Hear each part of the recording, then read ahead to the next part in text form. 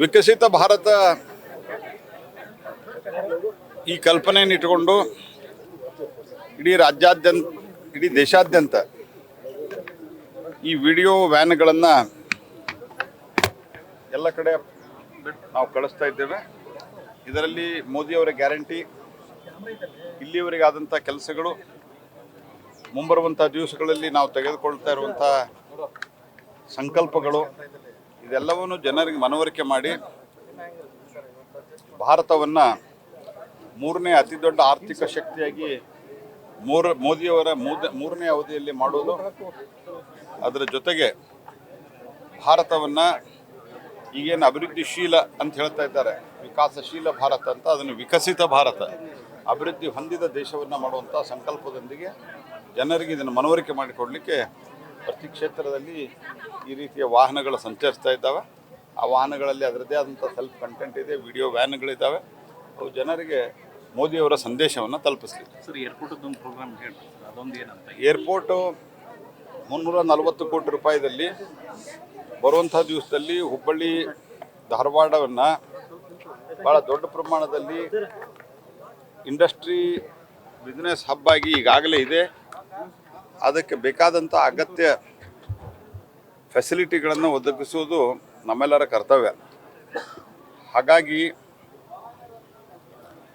ಇನ್ನೊಂದು ಟರ್ಮಿನಲ್ಲು ಬರುವ 5-6 ವರ್ಷದಲ್ಲಿ ಅವಶ್ಯಕತೆ ಬೀಳುತ್ತದೆ ಅನ್ನುವಂಥದ್ದು ಒಂದು ಅಸೆಸ್ಮೆಂಟ್ ಬಂದಿರೋದ್ರಿಂದ ನಾನು ಪ್ರಧಾನಮಂತ್ರಿಗಳಿಗೆ ಮತ್ತು ಜ್ಯೋತಿರಾದಿತ್ಯ ಸಿಂಧ್ಯಾ ಅವರಿಗೆ ನಿಮ್ಮ ಮುಂದೆ ವಿನಂತಿ ಮಾಡಿದ್ದೆ. ಇಲ್ಲೇ ಒಂದು ನಾವು ದಿಲ್ಲಿ ಡೈರೆಕ್ಟ್ ವಿಮಾನವನ್ನು ಘೋಷಣೆ ಮಾಡಿತ್ತು, ಫ್ಲ್ಯಾಗ್ ಆಫ್ ಮಾಡುವ ಸಂದರ್ಭದಲ್ಲಿ ಆನ್ಲೈನ್ನಿಂದ ಅವರು ಜಾಯ್ನ್ ಆಗಿದ್ದರು.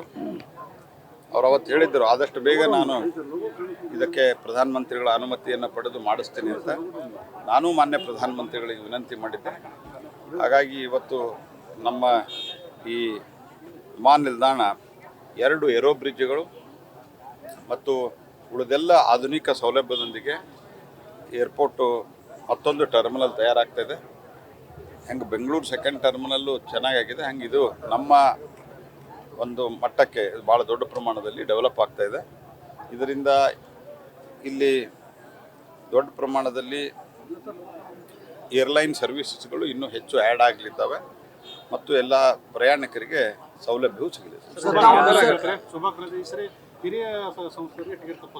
ಅದು ಮೊನ್ನೆನೇ ಹೇಳಿದ್ದೀನಿ ರೀ, ಯಾವ ಹಿರಿಯ 8ನೇ ಸರ್ತಿ ಆದವ್ರಿಗೂ ಕೊಟ್ಟಿದ್ದಾರೆ, 2ನೇ ಸರ್ತಿ ಆದವ್ರಿಗೂ ತಪ್ಪಿಸಿದ್ದಾರೆ.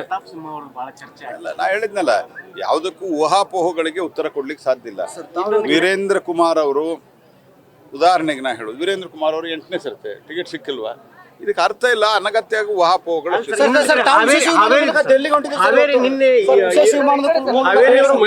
ಇನ್ನೊಂದು ಕಡೆ BC ಪಾಟೀಲ್ ನಮಗೆ ಟಿಕೆಟ್ ಕೊಡಬೇಕು, ನಾವು ತ್ಯಾಗ ಮಾಡಿ ಬಂದೀವಿ. ಅವೆಲ್ಲವನ್ನೂ ಸಹಿತ ನಮ್ಮ ರಾಷ್ಟ್ರೀಯ ನಾಯಕರು ಸೂಕ್ತವಾಗಿ ಎಲ್ಲರಿಗೆ ಏನು ಮಾತಾಡಬೇಕು, ಒಂದು ಸರ್ತೆ ಫೈನಲ್ ತೀರ್ಮಾನ ಆದ ನಂತರ ಎಲ್ಲರಿಗೂ ಮಾತಾಡಿ ಸಮಾಧಾನ ಪಡಿಸುವಂಥ ವ್ಯವಸ್ಥೆ ನಮ್ಮ ಪಕ್ಷದಲ್ಲಿದೆ. ಅದನ್ನು ನಾವು ಮಾಡ್ತೀವಿ. ನಾನು ವಿಶೇಷ ವಿಮಾನ ಮೂಲಕ ಹೊಂಟಿಲ್ಲ. ಇವತ್ತು ನಮ್ಮದು ಇಲೆಕ್ಷನ್ ಕಮಿಟಿ ಮೀಟಿಂಗ್ ಇತ್ತು, ಅದು ಈಗ ಮುಂದಕ್ಕೆ ಹೋಗಿರೋದ್ರಿಂದ ನಾನು ಯಡಿಯೂರಪ್ಪನವ್ರು ಇಲ್ಲಿಂದ ಒಟ್ಟಿಗೆ ಹೋಗೋರಿದ್ವಿ. ಅದು ನಾನು ಹೋಗ್ತಾ ಇಲ್ಲ, ಬಟ್ ಇನ್ನೊಂದು 2-3 ದಿವಸದಲ್ಲಿ ಆಗ್ಬೋದು ಅಂತ ನನ್ನ ಅಂದಾಜು. ಈ ವಾಹನದಲ್ಲಿ ಒಂದು ಬಾಕ್ಸ್ ಇಟ್ಟಿರ್ತೀವಿ ನಾವು, ಒಂದು ಡಬ್ಬಿಯನ್ನು. ಆ ಡಬ್ಬಿಯೊಳಗೆ ಜನ ಮುಂದಿನ ಮೋದಿ 5 ವರ್ಷದೊಳಗೆ ಏನಾಗಬೇಕು ಅಂತ ಸಲಹೆಯನ್ನು ಹಾಕ್ತಾರೆ. ಅಂದ್ರೆ ನಾವೇನು ಸಂಕಲ್ಪ ಪತ್ರ ಅಂತ ಮಾಡ್ತೇವೆ, ಪ್ರಣಾಳಿಕೆ ಅಂತ ಸಾಮಾನ್ಯ ಭಾಷೆಯಲ್ಲಿ ಕರೆಯೋದು.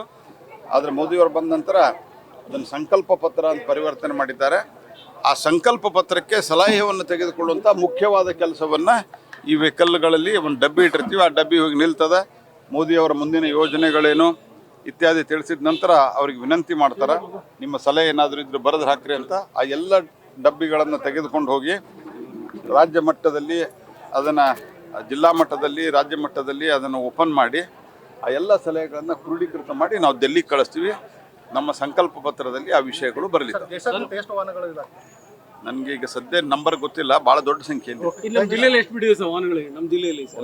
32 ವಾಹನಗಳು, 2 ಕ್ಷೇತ್ರಕ್ಕೆ ಸೇರಿ 1 ಕ್ಷೇತ್ರ. ನ್ಯೂಸ್ ಫಸ್ಟ್, ನಿರ್ಭೀತಿಯಿಂದ ನಿಮ್ಮ ಪರವಾಗಿ.